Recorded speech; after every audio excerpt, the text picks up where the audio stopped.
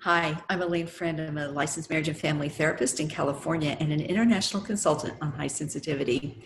I'm here today with my friend and colleague, Monica Zimmerman, who is a business consultant and author of the new book, Creative Leadership for Modern Leaders. There's so many things to consider. And Monica, I'm so honored to have you join us. I know it's going to be really fun and we're going to have a great time answering everybody's questions. It's going to be a great time and informative. And the best of all, you can use play. Play is your superpower as well. When it gets hard, especially, play. Bring in play somehow. So yes, I'm looking forward to it. Good information. Yeah, and Monica, the extrovert HSP, is good at play and bringing play into everything. You might recognize Monica because she and I and Elaine Aaron do the HSPs and Horses workshops, or have been doing them together for many, many years. And you have brought a lot of play to that work as well. So I really appreciate that. So on the 4th, when we're talking about making work for HSPs, one of the things I hope that we'll dig into a little bit is how a highly sensitive person recognizes a great workplace for them. Say they're not able to go into business for themselves and they're working in an actual workplace.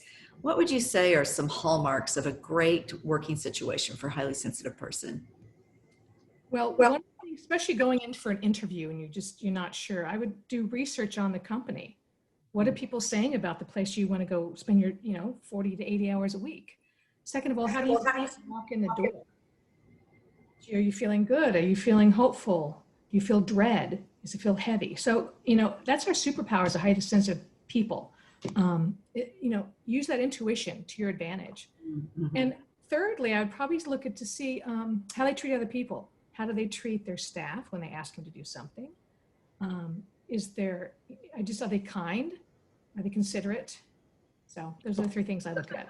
We really value. And, I love Dr. Aaron's book, The Undervalued Self, where she introduces the concepts of ranking and linking. And highly sensitive people, most people prefer to link, but we especially find relationships important. We like to make deep connections with people.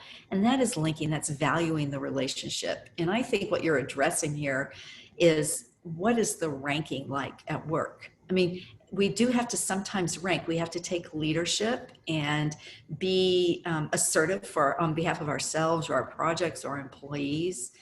But I love that, to think about what you made me think of was, I remember I was at a dentist, a holistic dentist. I was so excited to go to a holistic dentist. And I was laying back in the dental chair, and this dentist was so disrespectful to his staff. What you were describing, he was speaking to them in such a dismissive and critical way. I started to feel unsafe as a highly sensitive person, but I didn't recognize it the way you're talking about it. Well, it's like anything, is how do you want it to be treated and how do you want to treat others?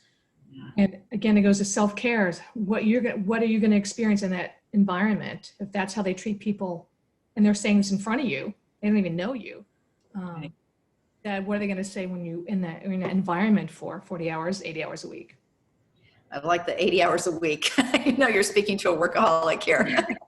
But that's another really big thing is in my therapy practice, I only see 10 clients a week, and that's what works for me. So sometimes that 40-hour-a-week job is really hard for a highly sensitive person.